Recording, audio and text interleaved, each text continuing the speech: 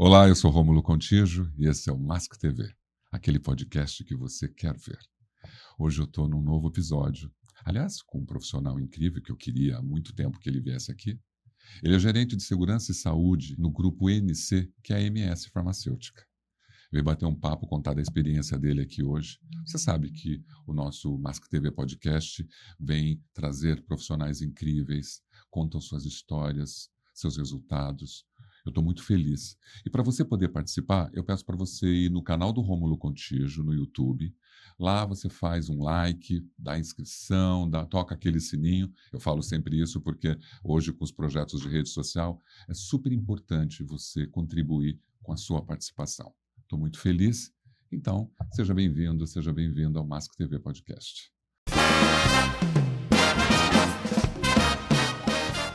Muito obrigado por... Olha, eu não tenho nem o que dizer de ter você aqui, porque eu te admiro e estou muito feliz por você encontrar um tempinho e ter aceitado aqui meu convite. Eu que agradeço, Rômulo. Muito obrigado pelo convite. Peço desculpas pela demora em poder te atender. Você entende a dinâmica do nosso negócio, a correria, mas é uma honra estar aqui conversando com você. Que coisa boa. Você participa de muitos podcasts ou esse é o primeiro? É a primeira vez, confesso. É novidade para mim. Você sabe que eu montei o Mask TV, já vai fazer um ano agora em setembro, e uma das coisas que eu mais gosto é poder trazer profissionais como você para a gente poder mostrar resultados, mostrar aquela situação do seu dia a dia, a sua história. Isso está inspirando tantas pessoas, eu estou vendo um resultado tão legal. Então, assim, para mim é uma honra e um orgulho, Anderson, ter você aqui. E eu sei que a sua correria, final de mês, mas eu tenho certeza que vai ser muito legal o nosso bate-papo. Está sendo bem legal, acho que sair um pouco da nossa rotina e poder refletir, olhar para dentro, talvez, quem sabe, né, sem pretensão alguma, mas inspirar outros profissionais e colocar um pouquinho aqui da minha trajetória e bater um papo com um amigo. Excelente. Eu acho que a gente tem que ajudar as pessoas a se desenvolver, né? O teu papel como líder é esse, né? Fazer com que as pessoas cresçam, né? Possam brilhar também, porque acho que você teve sua trajetória. Eu sempre começo o nosso podcast, Anderson, com uma coisa muito básica. Chegou aqui na Terra quando e chegou por quê? E aquela história, né? O propósito, será que você está cumprindo isso? Conta pra gente. Bom, tem que responder mesmo? Não precisa falar o ano. Não, eu cheguei faz um bom tempo, faz mais de meio século. Cheguei a 51 anos. Sou nascido em Campinas, criado aqui, né? Apesar de ter viajado muito aí profissionalmente, principalmente. Estou aqui já há um bom tempo, né? Vim de uma família mais simples, né? Mais humilde, em que ter o ensino médio, né? O antigo colegial já era o suficiente, né?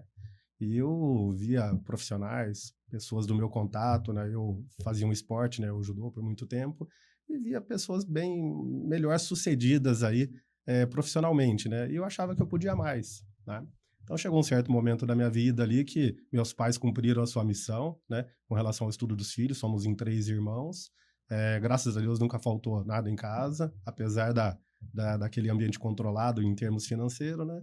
E eu decidi que eu podia mais, né? Só que eu não tinha condições financeiras na época para partir para uma universidade particular, e para uma pública eu não tinha o preparo suficiente para a concorrência que eu ia enfrentar. Foi então que eu decidi fazer um curso técnico, e aí optei por técnico de segurança, e foi o início da minha carreira aí há quase 30 anos atrás. O teu pai te inspirou porque você entrou como técnico de segurança, por qual motivo? Você tinha alguma inspiração? O que te atraiu você ser técnico de segurança? Não, meu pai me inspirou em muitas outras coisas, né?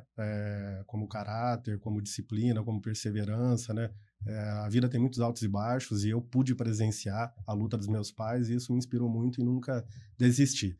Mas quem me inspirou mesmo a fazer esse curso foi um amigo meu, né, que na época ele é um pouco mais velho, né, então ele meio que foi um mentor meu, né, do judô, e na época ele comentou comigo que trabalhava nessa área, numa outra empresa, coincidentemente na época, uma empresa farmacêutica também, e começou a me falar da profissão dele, da atividade dele, me levou para conhecer, né, o trabalho dele. Foi a primeira vez que eu entrei numa indústria e me encantei, né? E a partir daquele momento ali eu decidi fazer esse curso e entrar para essa área. Nunca mais saí, estou aqui até hoje. É interessante porque quando você fala que fez judô, eu lembro quando era menino que tinha uma escola e eu fui tentar fazer isso. Eu não tenho a menor habilidade para isso, imagina, né? Magrelo, alto, péssimo para isso.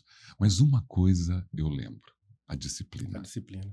E talvez, pelo seu mentor seu, te deu uma ideia, né? Porque o judô realmente traz uma disciplina, né? Você acaba regrando a sua vida dentro de pilares bem importantes. Eu acho isso super agregador para a formação de um ser humano.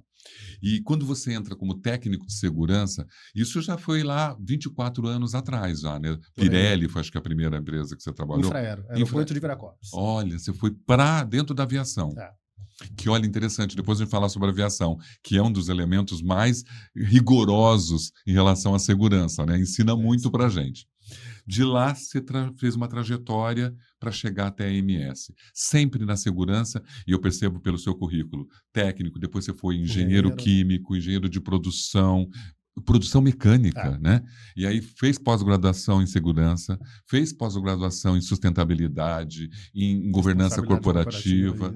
Isso é incrível, porque isso mostra, para quem está aqui nos acompanhando, que não há possibilidade de você chegar a um lugar onde você está sem estudo, sem dedicação. Você trabalhou muito para isso. Você conseguia conciliar estudo e trabalho? Eu consegui, mas não vou dizer que foi fácil, não, né?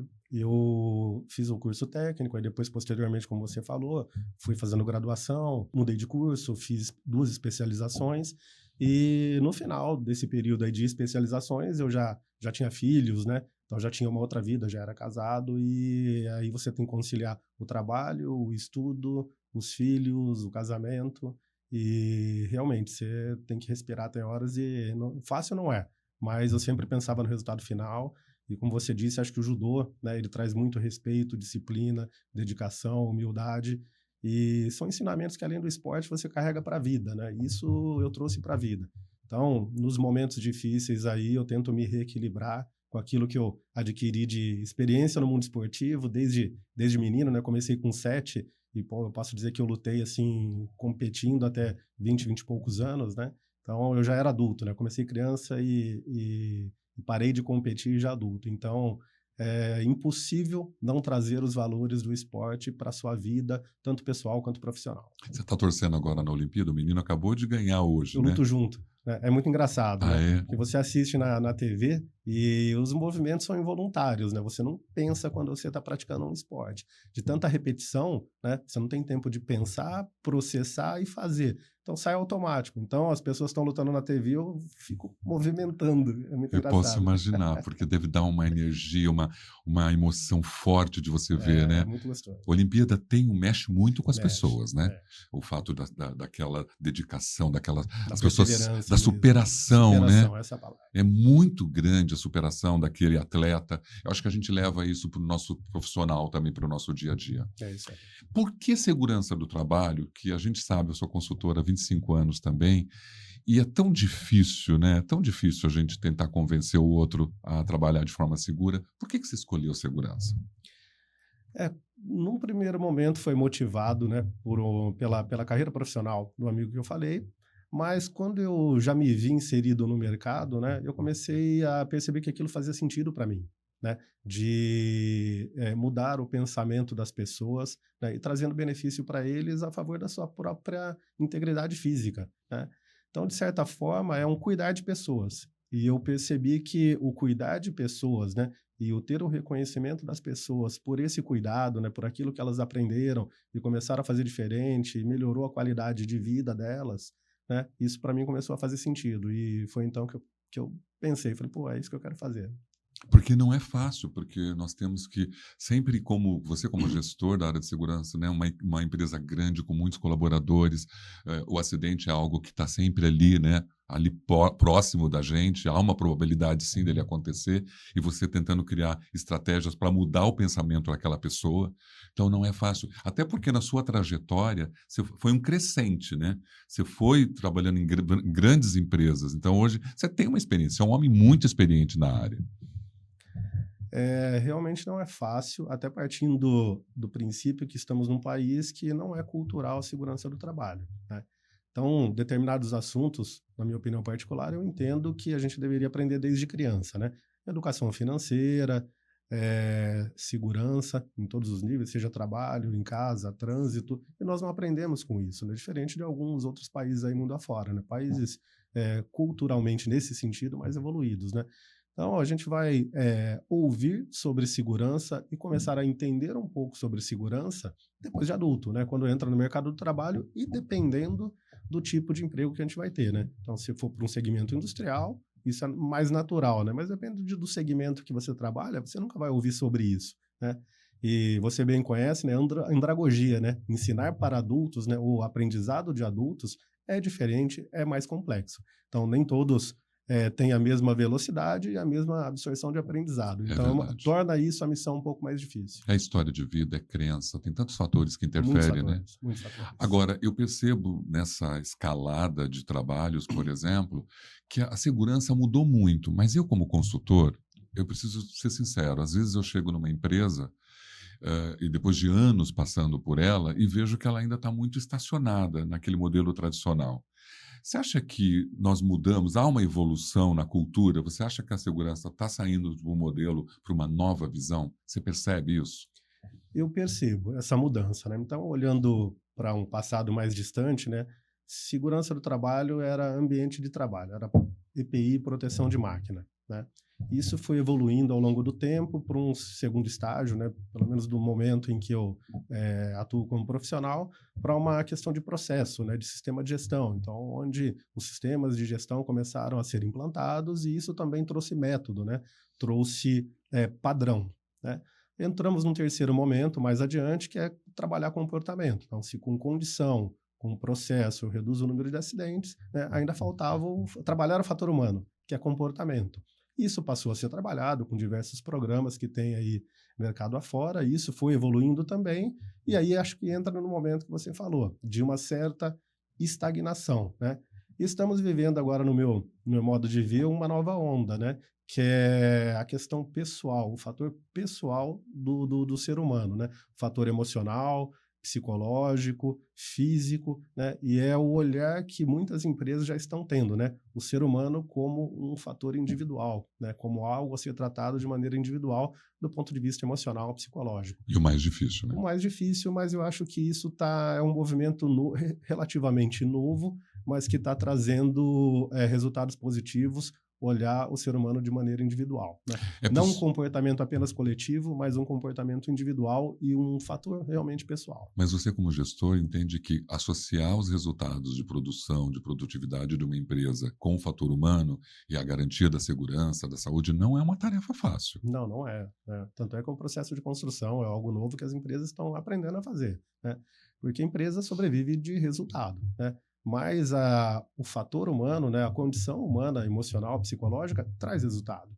Eu sempre falo que o gerente de segurança e saúde ele é cobrado duas vezes. Ele é cobrado para dar para a produtividade da empresa e cuidar da vida das pessoas para que elas saiam da lá do mesmo jeito que entrou. Então é duplo, né, a sua responsabilidade. Exatamente. Dentro do negócio. Você tem em relação com a rede social, você participa muito, LinkedIn, Instagram, como que você atua nas redes sociais? Eu participo de maneira moderada, né? Confesso que eu não sou um grande usuário de rede social, né? Mas eu procuro usar de maneira moderada, né? Eu não sou o que mais usa, mas também não sou uma pessoa contrária à utilização, não.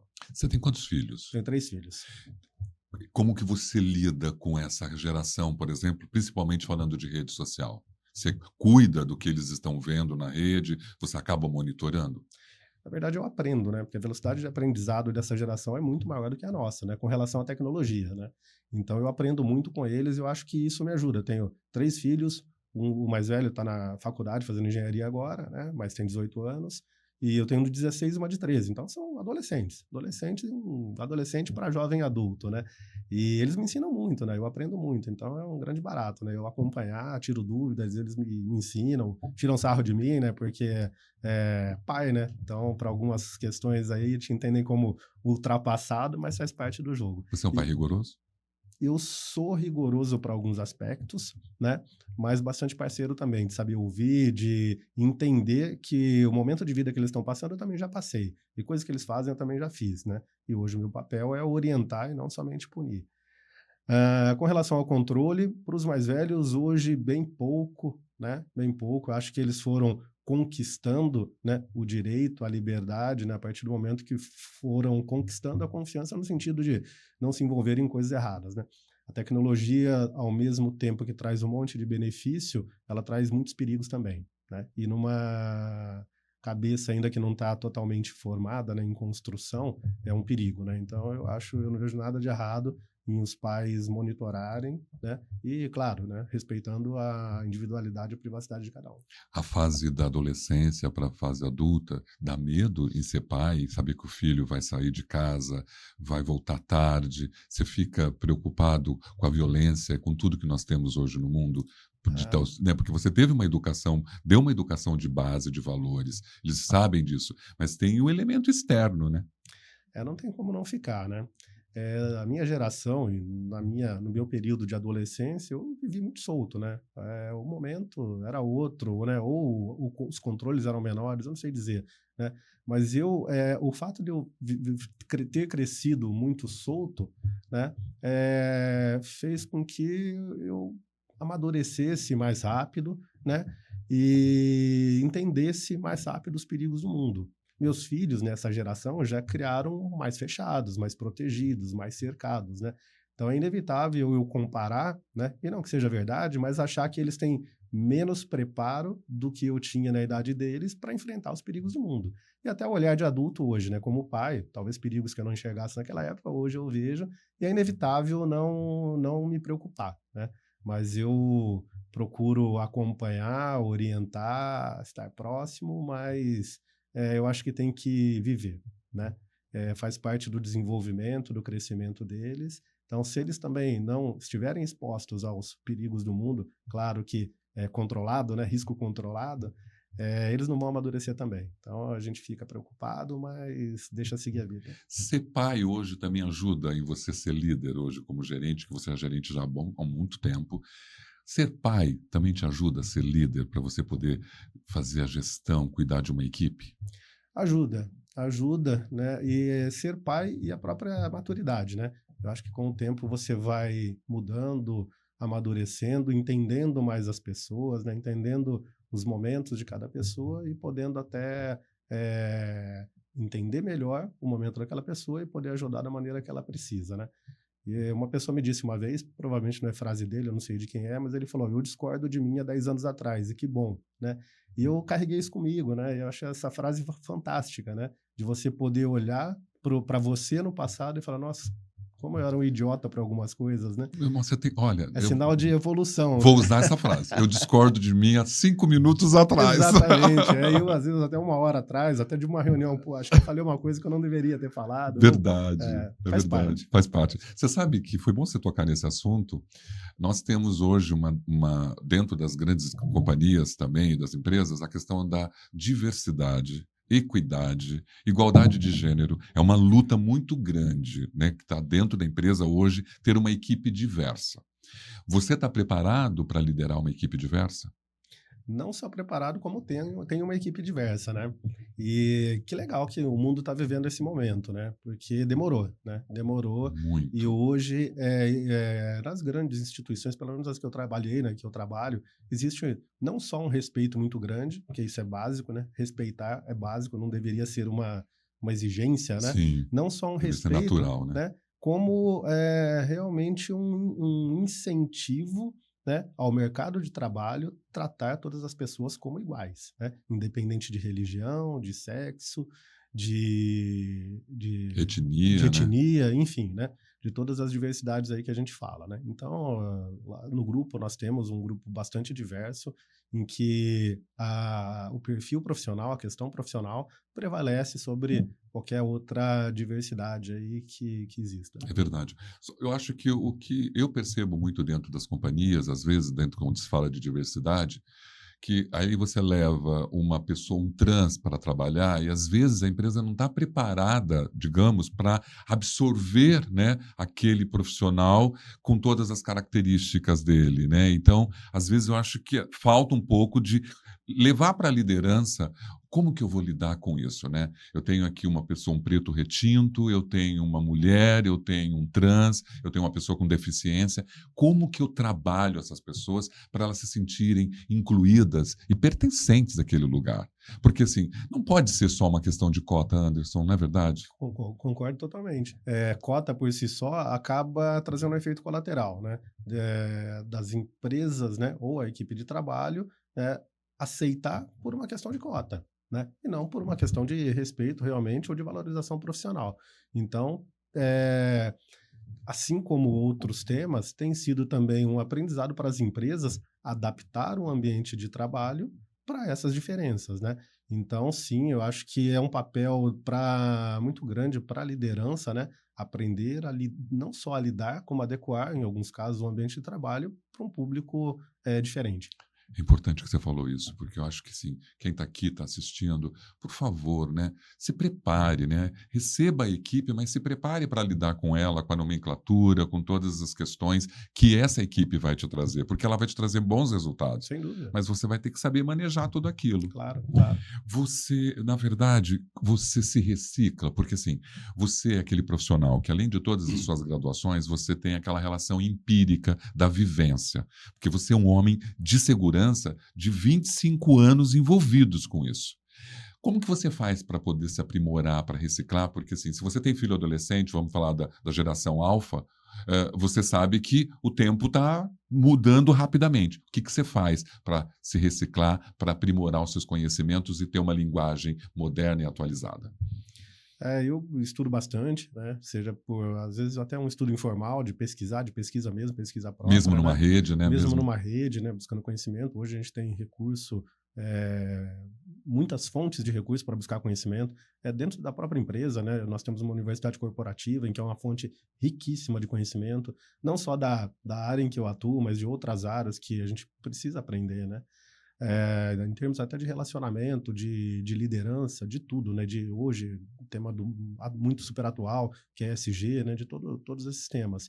E também de benchmarking com colegas que trabalham em outras empresas, né? Eu acho que esse mundo corporativo é uma troca, né? Então, assim como eu recebo colegas, né, para mostrar a nossa experiência, mostrar o que a gente faz, né? Mostrar como a gente trabalha, né? Os desafios que a gente enfrenta, as dificuldades que a gente tem, e também conhecer outros locais e poder fazer essa troca. Então, acho que isso enriquece demais, né? Essa troca enriquece muito. Muitas vezes mais do que uma literatura, né? É verdade. Muitas vezes Hoje, aqui, nós estamos trocando, Exatamente. né? Estamos entregando para quem está ali nos assistindo a tua experiência, a tua vivência em vários fatores, porque nós estamos fazendo uma coxa de retalho, nós não estamos falando de algo específico, né? Eu sei que você tem muito conhecimento, mas eu queria falar de tudo um pouco. Uhum. Você sabe que quando eu comecei a prestar serviços lá para a AMS, eu vi uma AMS. Hoje, quando eu vejo a MS, com todas as mudanças que aconteceram, em tão pouco tempo, é uma loucura. Né? Uma evolução que normalmente você falava levar 20 anos para fazer isso. Não, levou muito menos tempo. Quando você fala de universidade, tem tantas iniciativas Muitas. que está acontecendo dentro do grupo, isso beneficia todo mundo, né? Sem dúvida. E acho que o momento é muito favorável, né? Você que esteve lá há muito tempo atrás e voltou recentemente lá com a gente, pôde ver um momento bastante favorável. Eu acho que isso deve-se muito aí à alta liderança da companhia entender que realmente isso é extremamente importante, é fundamental para o negócio e dar todo o apoio necessário aí para que a gente consiga realmente evoluir, não só em segurança, em meio ambiente, em ESG, mas em todos os temas da companhia, né? O mundo tem que ir se adaptando, evoluindo e nós não estamos fora disso, estamos na vanguarda dessa transformação. Você passou por vários segmentos. Passei. Automotivos, bebidas, alimentos, farmacêutico, isso tudo... Produtos de limpeza, aeroportuária. Tudo isso. Isso contribui para que você consiga hoje, dentro de uma estrutura farmacêutica, usar tudo isso para fazer o seu trabalho, para fazer a sua gestão? Muito. Eu acho que tem muita coisa que é comum, né, que você consegue trabalhar da mesma forma em vários segmentos diferentes, tem as suas particularidades que precisa ajustar e tem aquelas contribuições de outros segmentos que a gente pode carregar para um outro que normalmente não é comum, né? Que a gente pega como aprendizado da trajetória e coloca em prática no local que a gente está no momento. A gente fala de segurança tradicional, nova visão de segurança. Existem alguns programas, ferramentas que contribuem com várias empresas, né? Vamos falar pelo menos o Hope, né? Que é um mecanismo, como outros mecanismos, para te ajudar a desenvolver comportamento, cultura. Você se baseia nessas ferramentas para poder fazer sua gestão, ou você tem o seu modelo ali, que é aquele construído pelo próprio grupo, ou você acaba pescando elementos que estão fora para contribuir no seu resultado? Com certeza, né? Existem as ferramentas disponíveis aí, standard, né? Que são padrões, ou o próprio modelo mental do profissional que lidera a área, mas eu acho que nenhuma receita serve para tudo. Então tem que ser adaptada, tem que ser customizada. Às vezes você pega parte de um processo ou de uma ferramenta, né? Mais um pouco, casado com um pouco de alguma experiência, de alguma iniciativa, às vezes pontual, às vezes até processual que você teve, faz um mix de tudo ali e coloca em alguns momentos como laboratório mesmo para ver se funciona, e na maioria das vezes funciona, né? Porque a gente acaba, pelo diagnóstico, fazendo uma leitura do que encaixaria bem, né? E aí pega o que tem disponível, um pedaço de um pedaço do outro, ajusta aqui, ajusta ali e acaba dando certo. Mas não tem nada engessado, não. A gente, claro, obviamente, cada profissional tem a sua forma de trabalho, tem as suas crenças, né? O seu modelo mental, mas sempre dá para ir contribuindo, ajustando, incrementando alguma coisa. E eu acho assim, né? Eu tive recentemente lá e quando eu vejo que uma iniciativa coletiva funcionou, é tão gostoso. Vocês mudaram as placas, né, daquelas que identificavam os números de acidentes para uma coisa muito mais positiva e que a gente dividiu. Você não pode imaginar como isso é gratificante, né? O Kleber mandou para mim e falou: olha, Rômulo, sabe aquela placa que você sugeriu de forma positiva para a gente não ficar apontando só o 0 acidente, sim os benefícios de todas as ações, a cultura e a comunicação e os valores que segurança tem para a gente? É isso que está na placa agora. Sabe, é tão gratificante você ver que naquela chegada, porque essa é uma placa que há milhares de anos está lá, pesando negativamente. Exatamente. E agora não, agora você entra e vê, aqui nós não temos lesões porque nós trabalhamos, porque nós educamos, porque nós capacitamos. Isso muda tudo, né? Foi muito bom, né? Acho que historicamente a gente tem mania de olhar a tragédia, né? O profissional de segurança é o cavaleiro do apocalipse. E a gente pouco fala daquilo que foi evitado, né? Daquilo que foi construído, daquilo que foi prevenido, daquilo que tem de bom, né? E é a mesma informação trazida de forma diferente, né? O que a gente está fazendo de bom, né? Pô, o que a gente está evitando? O que a gente está contribuindo, né? O que estamos construindo? E não só um número lá que parece um fracasso, né? Tivemos um acidente, zeramos o painel, né? Então é uma visão mais positiva aí que você nos ajudou com isso, né? Muito obrigado. Mas isso ficou muito é uma legal. felicidade para mim também ver que essas coisas, porque você acabou de dizer coisas tão importantes para quem está aqui. Está na hora da gente saber que culpa não corrige nada.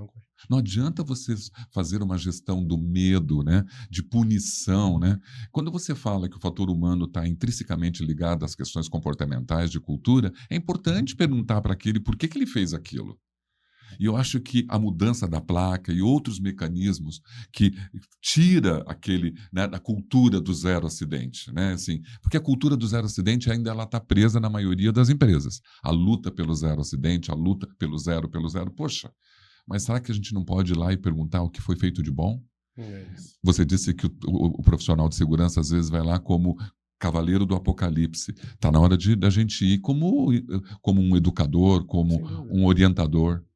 Até porque o número é um número, né? Eu acho que é uma métrica necessária, mas você não pode avaliar uma instituição, a segurança de uma instituição apenas por um número, né?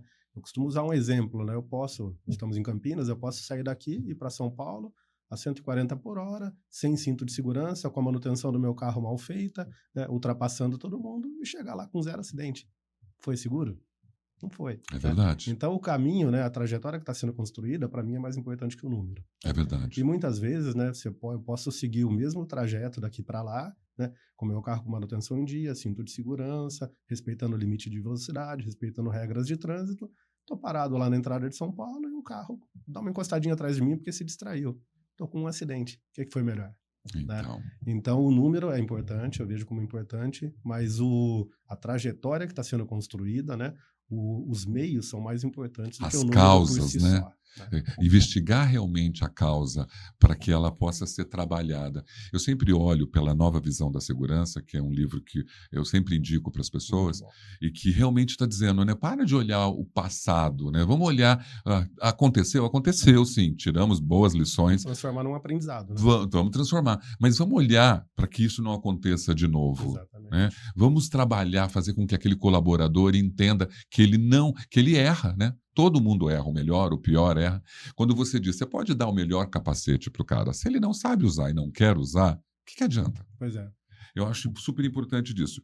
Outra questão que eu acho que um gestor de segurança tem que fazer é administrar o dinheiro. Como que você constrói o seu planejamento de verba, por exemplo? É difícil você justificar a necessidade de recurso dentro de uma companhia para a questão da segurança?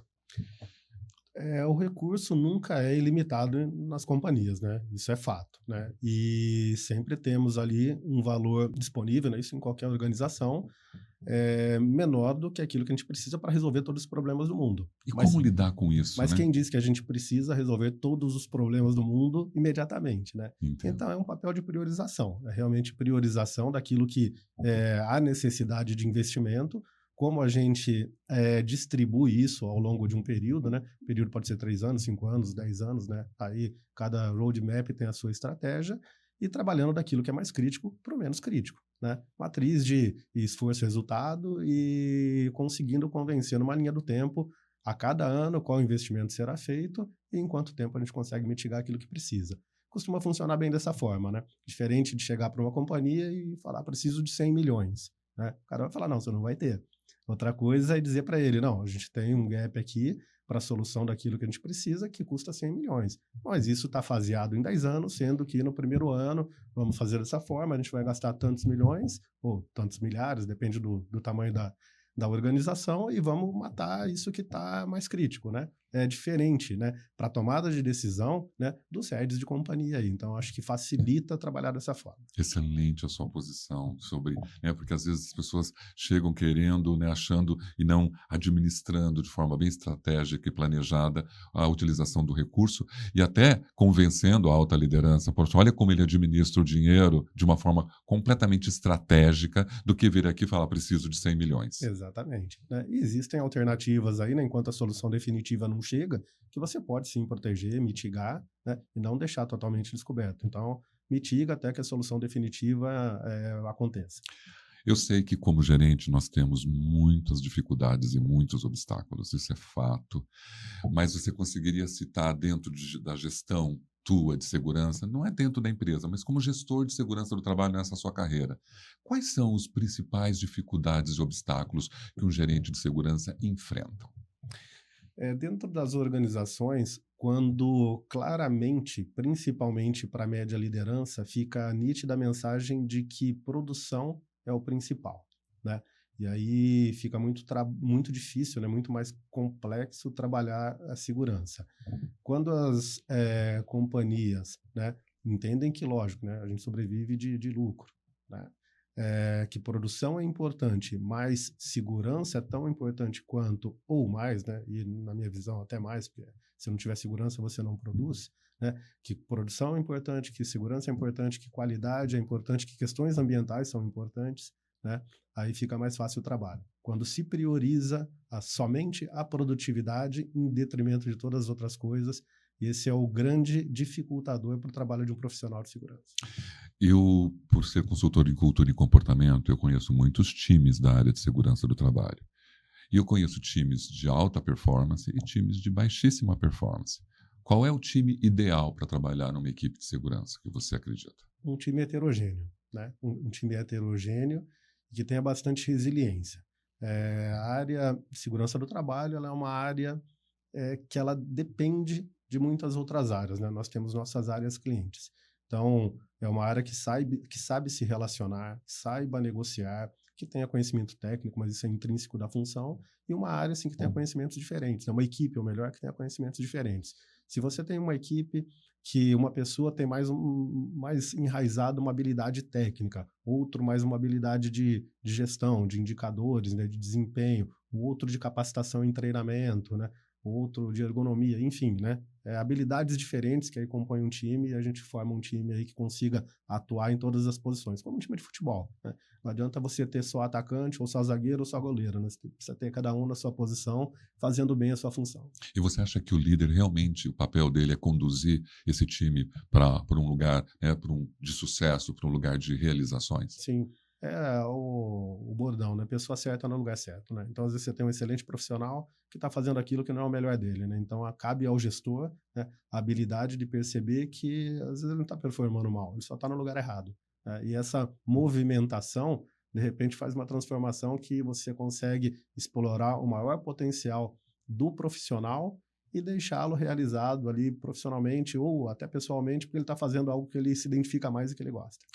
Quando a gente fala de comportamento de um time, a gente percebe que dentro da estrutura há os entornos e os externos, né? Nós somos afetados por uma rede, nós somos afetados por uma violência social, nós somos afetados por isso. Se não tem um líder que está olhando por tudo isso, ele não consegue fechar um time com essa característica, né? Onde todo mundo está numa posição adequada.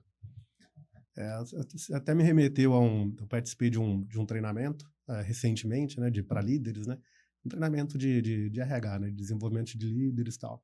E trouxeram um recorte de uma série, eu não me lembro o nome da série, né, da Apple TV, e eu lembro o contexto, né, que é um experimento de laboratório em que numa empresa, eles, num determinado andar, implantavam lá um chip numa pessoa e que ela, quando estava no ambiente de trabalho, ela esquecia da sua vida pessoal. Quando ela saía do horário de trabalho, ela esquecia do seu ambiente profissional, né? E claro que vai dar confusão isso, né? Porque é impossível, né? Você separar o seu pessoal do seu profissional, né? Não assisti ainda, estou super curioso para ver, quero ver, né? Mas é bem isso, né? Então, como líder, quando você está trabalhando com essa equipe, você não está falando só com o profissional, né? Você pode ter uma pessoa que está passando por um momento difícil, né? Uma pessoa doente na família, um divórcio, né? Um outro tipo de crise. Problema de saúde, né? Um problema de saúde, e é inevitável que a pessoa não esteja lá dedicada completamente no seu profissional. E você tem que entender esse momento e ser...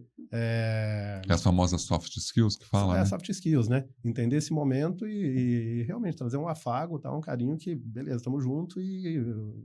Eu entendo o seu momento, isso vai passar, conte comigo, e ter a sensibilidade de entender esse momento da pessoa. Eu concordo com você, porque eu sei que a gente tem que tratar, nós não temos como deixar para fora da catraca todas as nossas questões. Elas entram com a gente, sim, e se tem um líder empático, um líder que sabe lidar com isso e consegue, né, jogar, fazer o jogo estratégico de respeitar isso e de perceber que aquilo está, de uma certa forma, gerando um problema e cuida disso, ele resolve tudo. Agora, tem muito líder que nem presta atenção nisso, né? Ele acha que isso é um problema que o cara está trazendo para dentro. E aí, isso vira uma bola de neve e ele não consegue resolver. Por isso, eu acho que esse cuidado, essa atenção do líder para com a equipe, para com as questões pessoais deles é fundamental. Eu já tive situações, e não foi uma só, de pessoas da minha equipe chegar para mim e falar: Anderson, eu quero sair porque eu estou com problemas particulares e eu não estou conseguindo conciliar as duas coisas, eu preciso resolver. E eu falo: calma, cara, você só vai criar mais um problema, né? Você está com alguns problemas pessoais, você vai criar um outro, né? Que é estar desempregado, a não ser que você tenha uma outra fonte de renda, está indo para uma outra empresa, né? Senão você vai criar mais um problema. Vamos respirar, vamos administrar, você precisa de férias, precisa de descanso, precisa de tempo para resolver isso, né? E felizmente, das vezes, foram 3 vezes que aconteceram isso aí na minha carreira, né? Os 3 não saíram, né? Resolveram sua vida, foram gratos e retomaram sua trajetória profissional numa boa. E com certeza teremos outros ainda, né, nessa certeza, jornada. né? E eu acho que é legal as pessoas saberem que você está preocupado com isso e que você trabalha isso para preservar essa equipe, né? Você sabe que fazer segurança, né, fazer com que aquele operador de máquina compreenda a realidade dos procedimentos, das políticas, não é uma tarefa fácil. Você acha que campanhas de comunicação, campanhas visuais, funcionam? Você acha que levar isso para dentro das empresas de uma forma mais regular contribui para a melhoria do ambiente mais seguro? Contribui muito, muito, né? Eu acredito muito no poder da comunicação, nas campanhas, mas desde que sejam feitas de maneira regular, né? Aquela empresa que usa um momento no ano a CIPAT para falar sobre segurança e o restante do ano não toca no assunto, não tem resultado, né? Usando a comunicação. Aquelas que fazem de maneira regular, né? Constante, Trazendo né? constante, né? Campanhas de comunicação, campanhas de segurança, mensagens de segurança, você trabalha a mensagem subliminar, né? Vai entrando no inconsciente da pessoa sem que ela perceba, né? Muitas vezes sem que ela perceba. Então, às vezes ela percebe que ela está lendo, está entendendo, ou está ouvindo, ou está participando de uma atividade. Olha, é tão bom quando você diz isso, porque a gente que é consultor, Anderson, a gente é chamado só porque o acidente aconteceu. Né? Poxa, eu queria ser chamado porque a equipe está boa e eu quero, de uma certa forma, motivá-la, É isso mesmo. entusiasmá-la, né? Mas aí vai, o acidente grave aconteceu, chama, faz uma palestra, mas aí não vai continuar, não. E aí você acabou de falar, Perdeu o efeito. perdeu o efeito. Assim, a hora que o cara sai daquela sala, Anderson, ele nem lembra mais o nome do consultor. Como que ele vai conseguir manter aquele entusiasmo se ele não tem uma constância? Então, assim, muito bom você ter falado. Tem que ter constância no desenvolvimento para as sessões da segurança. Concordo.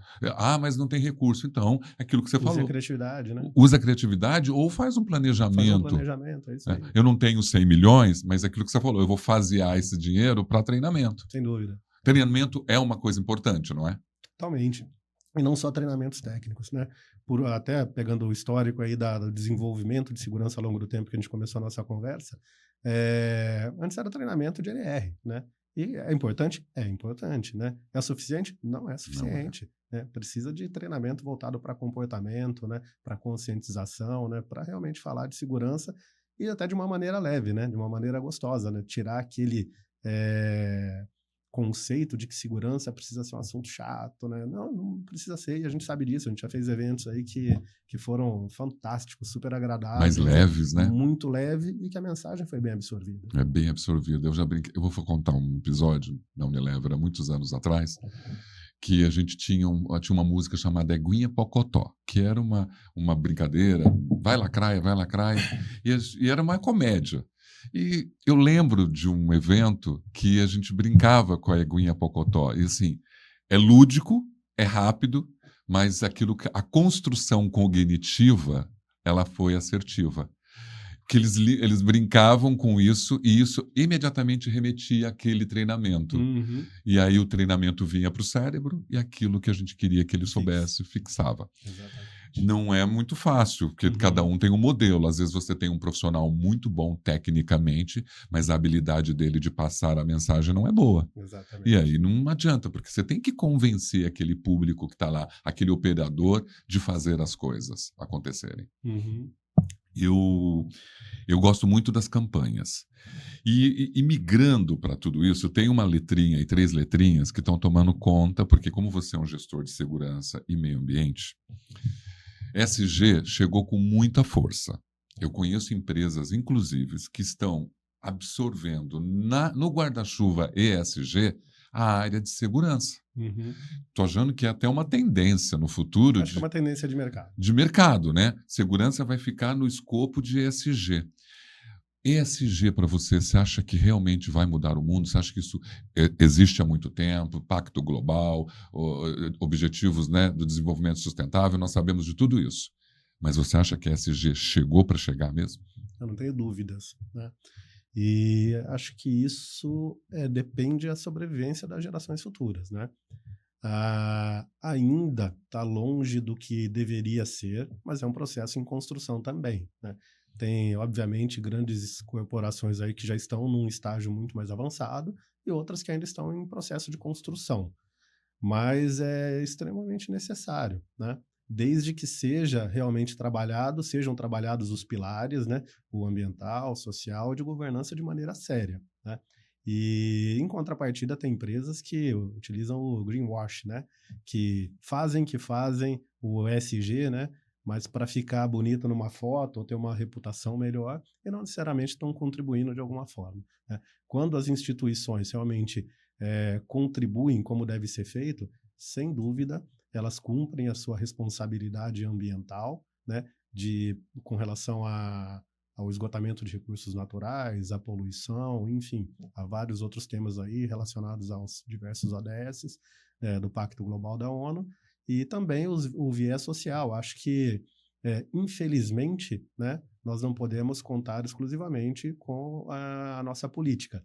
Então, as instituições, sim, têm um papel fundamental de contribuir no aspecto social.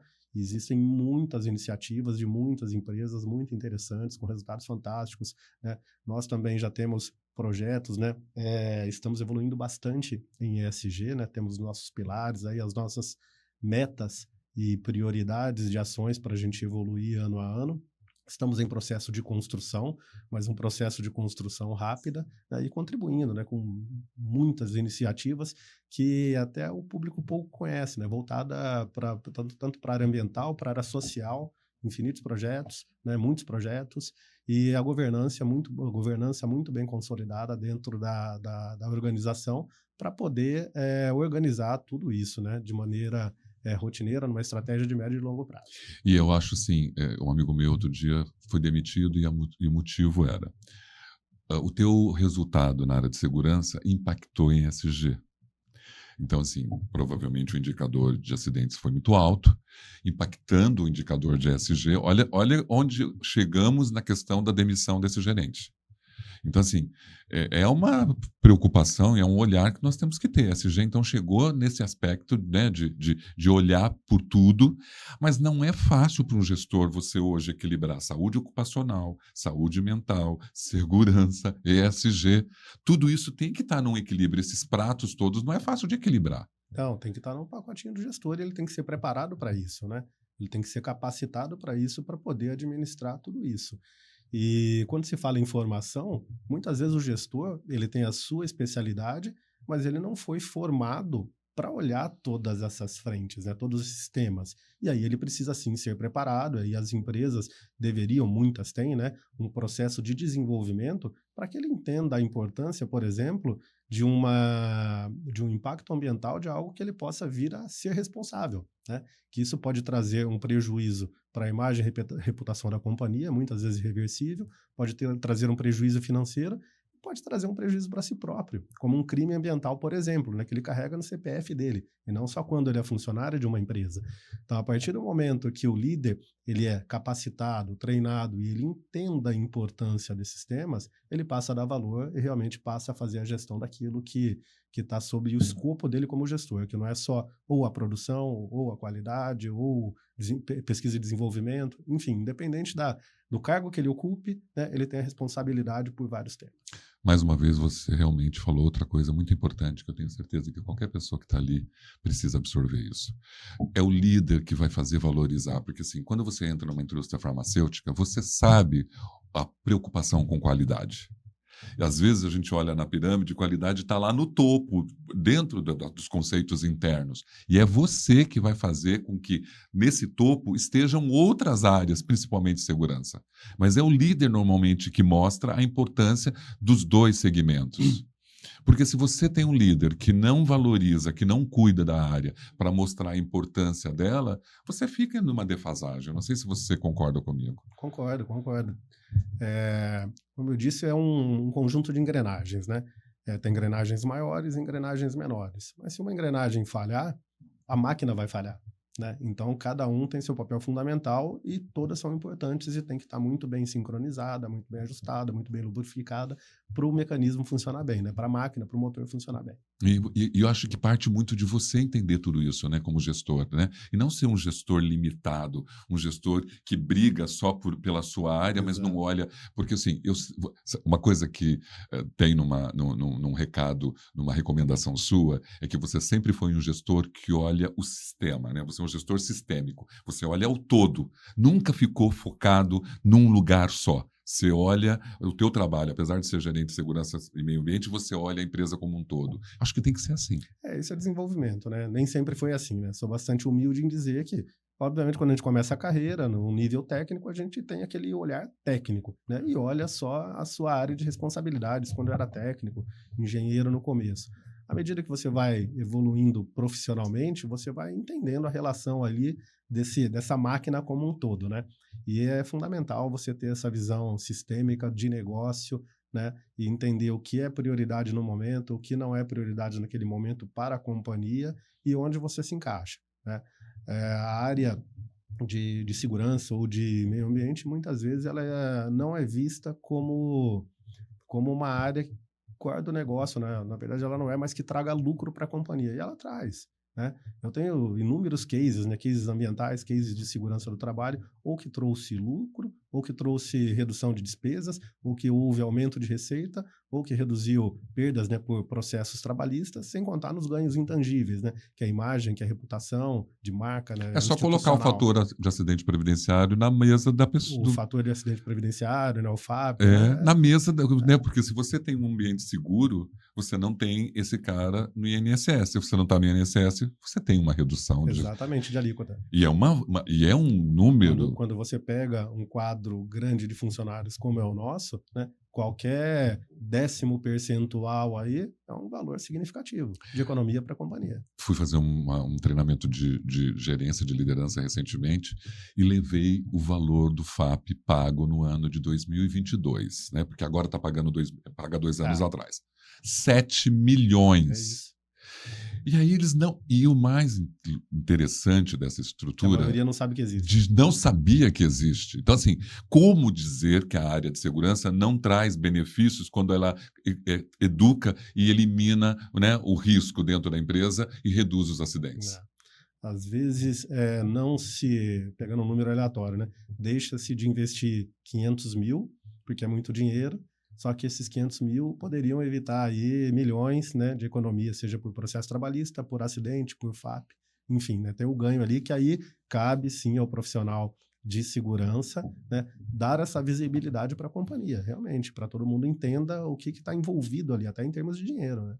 Você sabe que todas as vezes que eu convido um profissional, assim, e assim, esse é o prazer de ter você aqui, porque assim, tudo que você acabou de falar, a gente está ouvindo o que a gente está falando. É uma aula.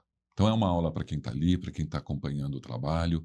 E isso, para mim, é muito. Você tem uma capacidade, né, de olhar o todo com muita rapidez. Então, assim, estou muito feliz de você estar aqui. Nós já conversamos por mais de 40 minutos. Parece que. Voando, né? Voando. Então, assim, e eu tenho um acordo com a audiência de tentar falar até 50 minutos, não deixar extrapolar. Hoje em dia está tudo tão instantâneo, né? Tudo tão dispersivo. Acelera a mensagem do WhatsApp para ouvir mais todo rápido. mundo está pedindo acelerar para 4, né? Porque 2 já não dá. Mas se for para 4, ninguém entende a mensagem. Eu não consigo. Mas às vezes você precisa ouvir a mensagem, não, né? entendendo. Você acha que esses mecanismos todos, né, atrapalham um pouco a vida Às da vezes gente? atrapalha. Né? Atrapalha, assim, né? Porque, assim, mensagens, assim, eu sou um pouco antigo, porque, assim, eu vejo mensagens, às vezes, mal escritas e que confunde quem está ali, né? Então, há um ruído de comunicação por meio desses mecanismos muito grande. Então, você escreveu uma coisa, não colocou uma vírgula, não colocou um ponto, acaba atrapalhando demais isso. Às vezes a forma que você escreve, a pessoa lê e entende de uma forma diferente. E não só, às vezes, porque faltou uma vírgula, um ponto, né?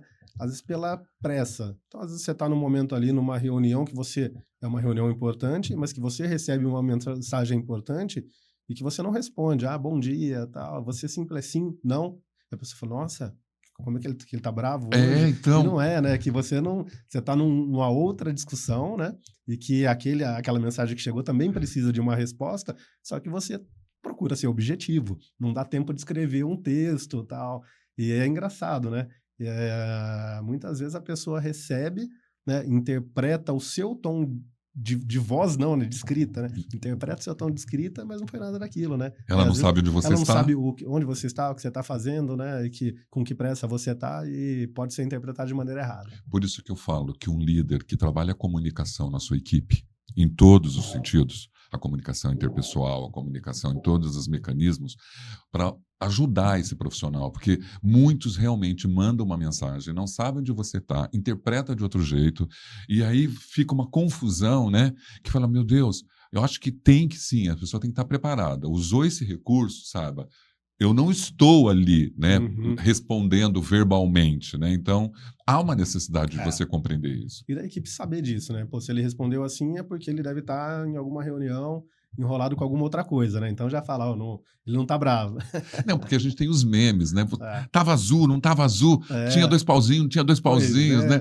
Você viu e não falou nada. É uma situação hoje. Que a pessoa já te ignorou, não te deu atenção. É verdade. Né?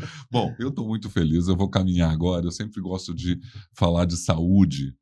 depois da pandemia, você sabe exatamente que a pandemia foi um divisor de águas e nossos colaboradores, e isso deve ter pesado na sua cadeira, a questão da saúde mental. Há uma necessidade de você cuidar, porque as pessoas realmente perderam muitas pessoas, o medo da doença, a mudança do comportamento do ser humano foi evidente. Hoje você tenta trabalhar a saúde mental da sua equipe, você tenta colocar isso dentro dos seus mecanismos de trabalho? Sem dúvida, né? Hoje o olhar das empresas também é para a saúde mental, né? Até falando de segurança e falando também de vida profissional, de vida pessoal do ser humano como uma pessoa única, né? Nós não estamos desvinculados da nossa vida pessoal e da profissional, né? Então tem a sobrecarga profissional, mas tem outros fatores externos acontecendo ao mesmo tempo e que se não for trabalhado isso, a pessoa surta, né? São os burnouts que acontecem, né? Várias Quantas outras síndromes, né? Pânico, depressão, etc, né? Então, acho que é o papel também das organizações e dos líderes entenderem o momento das pessoas e perceberem diferenças, né? Para poder estar para apoiar, estar para trabalhar, estar para ajudar, né? O líder para servir. Um bom líder, ele atua como? Ouvindo, né? Ouvindo, né? Olhando nos olhos, né? Ouvindo genuinamente, conversando com as pessoas, né? Entendendo característica de cada um, né? Para poder, sim, ter um bom profissional, mas também uma pessoa ali que leve você na vida dela com bastante respeito, né? Eu, felizmente, né? Claro que ninguém é unanimidade, né? Essa não é a minha expectativa, nem Jesus Cristo foi, mas eu me orgulho aí de ter muito profissional que passou comigo, né? Muita equipe, né?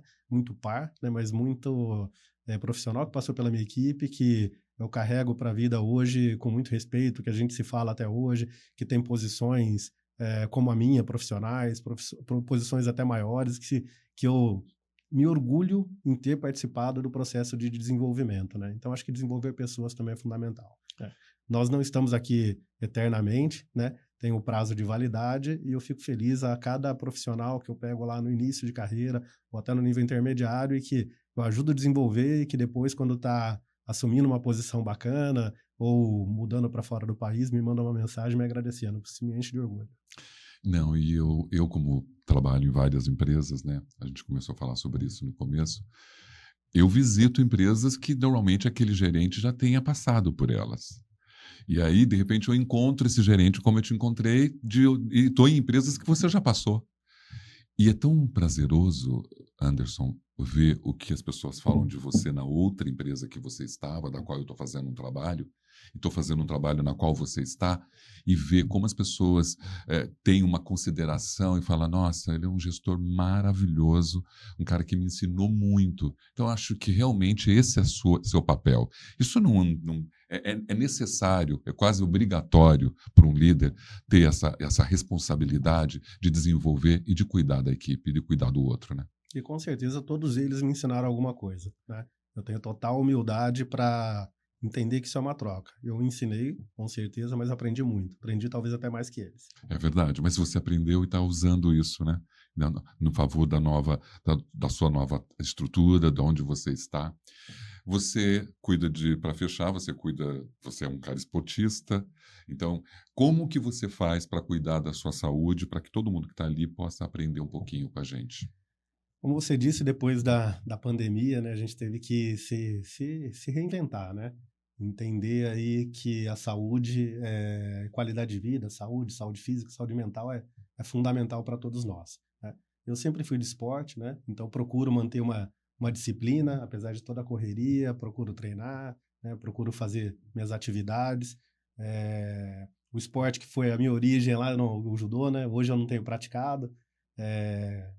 Nível de competição machuca muito, acho que eu já passei da idade. Sim, né? Tem uma realidade aí, né? Mas eu pratico outros esportes, faço academia, pedalo, corro, né? Naquilo que dá. Alimentação. Alimentação, procuro sim ter uma alimentação saudável, né?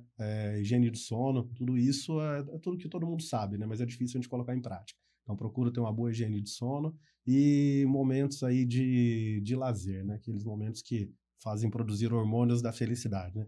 De lazer com as pessoas que a gente ama, com família, com amigos, né? Desligando, tentando desligar o máximo possível ali do estresse do dia a dia e tendo momentos aí de felicidade. Acho que essa é a receita e eu procuro ter uma disciplina para manter, para até equilibrar minha saúde mental, porque a nossa rotina no dia a dia é muito desgastante.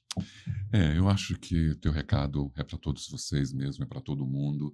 Estou muito feliz de você ter encontrado um tempo para vir aqui. E acho que a gente, nesse tempo, contamos um pouco da sua história, mas ao mesmo tempo você deu uma aula sobre como um líder deve ser, deu uma aula de humildade. Eu sempre acredito que a compaixão e a humildade vai levar a gente a lugares incríveis. Porque se você é a qualidade que você é profissional, e todo mundo sabe disso, isso está provado, mas não tinha humildade, não tinha compaixão, isso realmente se esvaziava.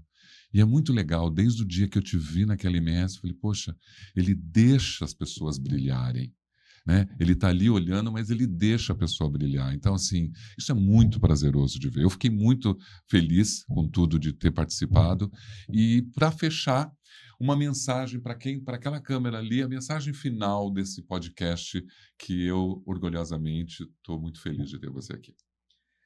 Primeiramente, obrigado, Rômulo, pelo convite, né? Eu, há algum tempo aqui, tô tentando vir, né? Não consegui, mas muito feliz de estar aqui batendo esse papo, conversando, né? Saindo da minha rotina, podendo trocar experiências aqui, papo muito agradável. Agradeço mais uma vez. E o que eu posso dizer é que a vida é um eterno aprendizado, né? Então, para quem está começando carreira, para profissionais aí que talvez estejam nos assistindo aqui, ter a humildade, a perseverança, a curiosidade, a vontade de aprender e respeitando todas as pessoas, que a trajetória ela tende a ser muito, muito feliz, né? Um eterno aprendizado. Eu sou muito satisfeito e realizado com a minha carreira e também sabendo aí que eu tenho muito para aprender, muito para construir, muito para contribuir. E fico à disposição de vocês, quem quiser me chamar aí, bater um papo, perguntar alguma coisa, estou à disposição. Excelente. Nós vamos colocar aqui teu endereço de LinkedIn e tudo para as pessoas te acessarem. Bom, eu não preciso dizer mais nada no encerramento desse podcast do Mask TV com o Anderson Machado, gerente de segurança e saúde do Grupo NC, lá da MS Farmacêutica. Um cara incrível, você viu. Muito obrigado por estar aí. Acesse a gente nas principais plataformas de vídeos e até a próxima. Muito obrigado, de coração, muito obrigado. Obrigado mesmo. Foi um prazer falar com você. Foi meu.